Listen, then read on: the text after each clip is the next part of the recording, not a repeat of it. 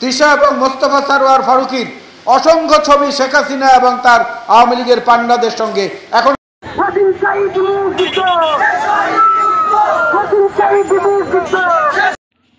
প্রিয় দর্শক, স্ক্রিনে থাকা ভিডিওটা ইতিমধ্যে দেখেছেন।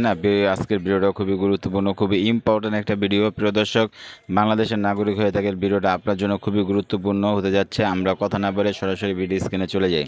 তিশা এবং মোস্তফা সরোয়ার ফারুকীর অসংখ্য ছবি শেখ হাসিনা এবং তার আওয়ামী লীগের পান্ডাদের সঙ্গে এখনো সোশ্যাল মিডিয়ায় ঘুরে বেড়াচ্ছে। নিজেদের সবকিছু লালসা পূরণ করার জন্য বাংলাদেশকে তারা বারবার বন্ধক দিয়েছে। পেরেছেন?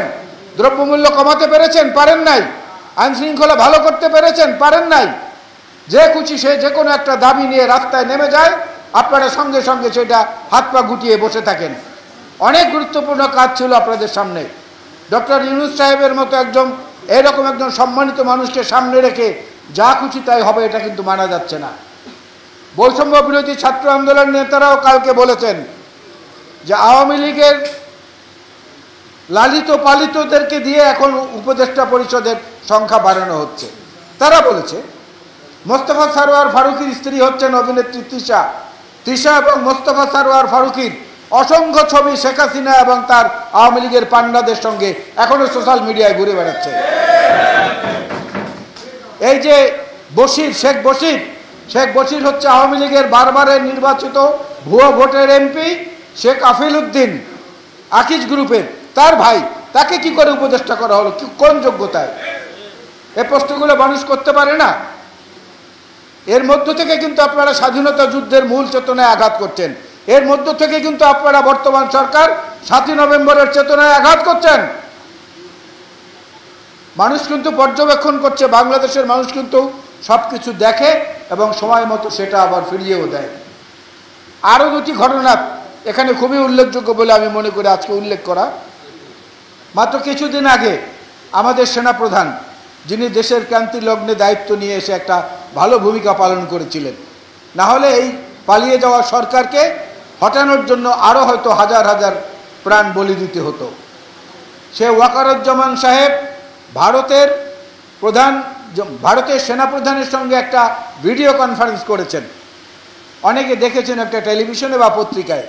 সেই ভিডিও কনফারেন্সে ভারতের সেনাপ্রধান যেখানে বসা ছিলেন, যে আসনে, সে আসনের পেছনে মুক্তিযুদ্ধের যে আত্মসমর্পণের দিন 16ই ডিসেম্বর বর্তমানের সৌরাদ উদ্যানের সে রেসকোর্সে যে আত্মসমর্পণের অনুষ্ঠান হয়েছিল, সেই ছবিটা বড় করে ফ্রেম করে বাঁধানো ছিল তার পেছনে। এই ছবিটা পেছনে রেখে বাংলাদেশের বর্তমান সেনাপ্রধানের সঙ্গে বৈঠক করার উদ্দেশ্যটা কি? এই প্রশ্নগুলো স্বাভাবিকভাবে এসে যায় না যে এটা দিয়ে কি বোঝাতে চাচ্ছেন ভারত কিংবা ইন্ডিয়া। গতকালকে ভারতের একটি সংবাদ মিডিয়ায় ভুয়া সংবাদ প্রচার করেছে, ট্রাম্পের সমর্থকদের উপর বাংলাদেশে হামলা নির্যাতন করা হচ্ছে। প্রধান উপদেষ্টার প্রেস সচিবের পক্ষ থেকে সেটাকে বলা হয়েছে যে না, এটা একটা ভুয়া সংবাদ, এরকম কোনো ঘটনা বাংলাদেশে ঘটেনি। আরে ট্রাম্পের বিরুদ্ধে মিছিল তো যুক্তরাষ্ট্রেই হচ্ছে, ট্রাম্পের বিরুদ্ধে হোয়াইট হাউসের সামনেই তো বিক্ষোভ হচ্ছে। বর্তমান প্রেসিডেন্ট বাইডেনের ছেলে সাজা হয়েছে একটা ফৌজদারি মামলায়। ওটা তো সেই দেশকে নিয়েও রাজনৈতিক অস্ত্র হিসেবে ব্যবহার করার চেষ্টা করছে আমাদের প্রতিবেশী দাদাবাবুরা। এটাও 7ই নভেম্বরের চেতনায় আঘাত করার সময়। এই আওয়ামী লীগ এবং তাদের দোসররা কখনোই বাংলাদেশের সার্বভৌমত্বে বিশ্বাস করে নাই। নিজেদের ক্ষমতার জন্য, নিজেদের সবকিছু লালসা পূরণ করার জন্য বাংলাদেশকে তারা বারবার বন্ধক দিয়েছে। তারা পাকিস্তান আমলে এত বড় উপনিবেশিক শাসন, দুঃশাসন তারা চালিয়েছে, তাদের কাছ থেকেও কিন্তু ফারাক্কাবাদ খোলার অনুমতি পায়নি ভারত। শেখ মুজিব এসে অনুমতি দিয়ে দিলেন। শেখ মুজিব এসে যখন খুশি রাষ্ট্রপতি হলেন, যখন মন চাইল তখন আবার প্রধানমন্ত্রী হলেন।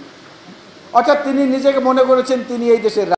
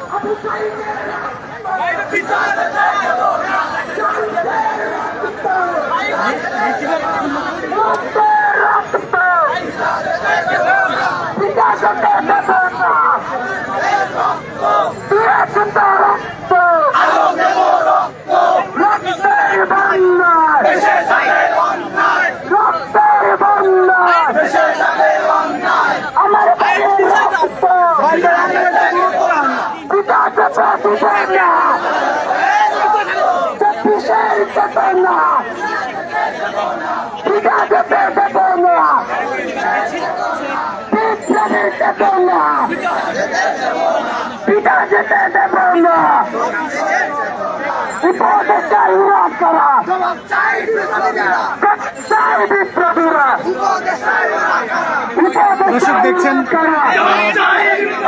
ঢাকা বিশ্ববিদ্যালয়ের শিক্ষার্থী এবং সমন্বয়ক তারা কিন্তু মিছিল করছে, যে মিছিলে তারা যে গতকাল যে উপদেষ্টাদের নিয়োগ দেওয়া হয়েছে তার মধ্যে মোস্তফা সরোয়ার ফারুকী, তাকে তারা অপসারণ দাবিতে তারা মিছিল করছে আমরা দেখতে পাচ্ছি।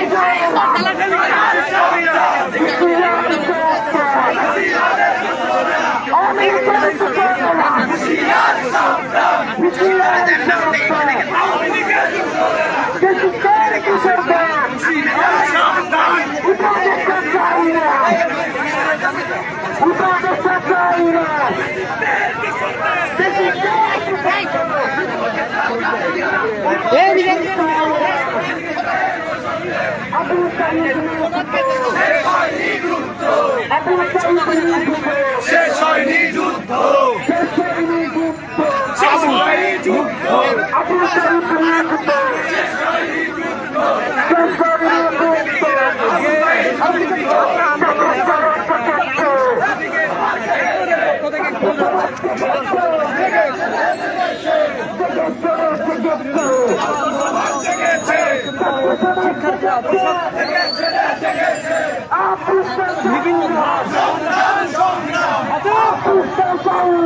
সংগ্রাম সংগ্রাম রাজপথ রাজপথ রাজপথ রাজপথ আজাদি আজাদি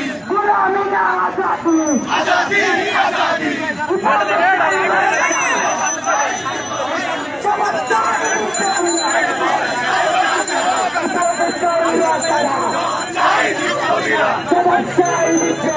উপদেষ্টায় ওরা কারা? শেষ হয়নি যুদ্ধ, আবু সাইদ মুগ্ধ, শেষ হয়নি যুদ্ধ, আবু সাইদ মুগ্ধ,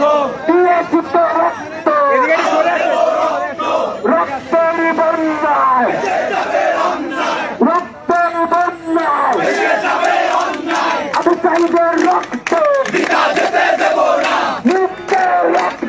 বিনা যেতে দেব না, বিনা যেতে দেব না, বিনা যেতে দেব না, বিনা যেতে দেব না, বিনা যেতে দেব না,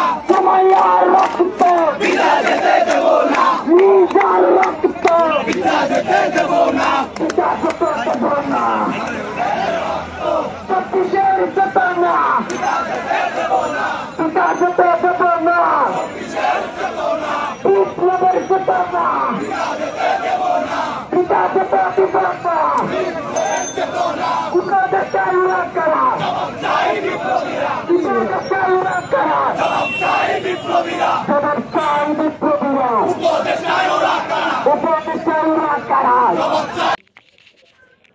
প্রিয় দর্শক, স্ক্রিনে থাকা ভিডিওটা ইতিমধ্যে আপনারা দেখতে পেরেছেন। ভিডিওটা খুবই গুরুত্বপূর্ণ ছিল। মূল্যবান মতামতগুলো কমেন্ট বক্সে কমেন্ট করে জানিয়ে দিবেন এবং ভিডিওটা শেয়ার করে দেবেন। ভালো থাকবেন, সুস্থ থাকবেন। আপডেট ভিডিও পেতে চাইলে নয়ন দেশ মিডিয়াতে চোখ রাখবেন। আল্লাহ হাফেজ।